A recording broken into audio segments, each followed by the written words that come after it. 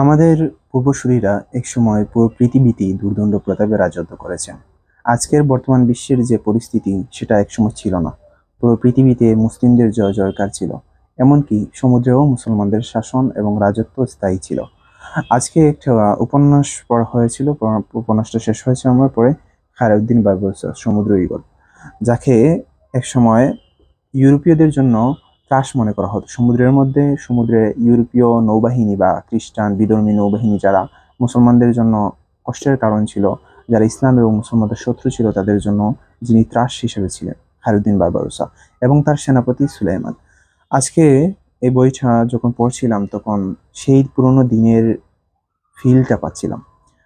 আসলাম রাহি তার উপন্যাস লেখার মাধ্যমে, তার জাদুকরী প্রয়োগের শব্দ প্রয়োগের মাধ্যমে তিনি এমন একটি সুন্দর উপন্যাস আমাদের জন্য লিখেছেন যা পড়ার সময় সেই পুরোনো দিনের গল্পকে ঠিক সামনে নিজের মধ্যে অনুভব করা যায়।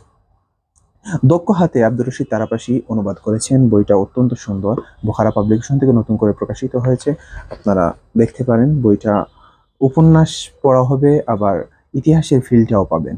নাসিম হিজাজি এবং এনায়েতুল্লাহ আলতামাশের বাইরে গিয়ে ইতিহাস এবং উপন্যাসের মিশ্রণ যাকে বলে, ঐতিহাসিক উপন্যাসের একটা ভাইব এই বইটা।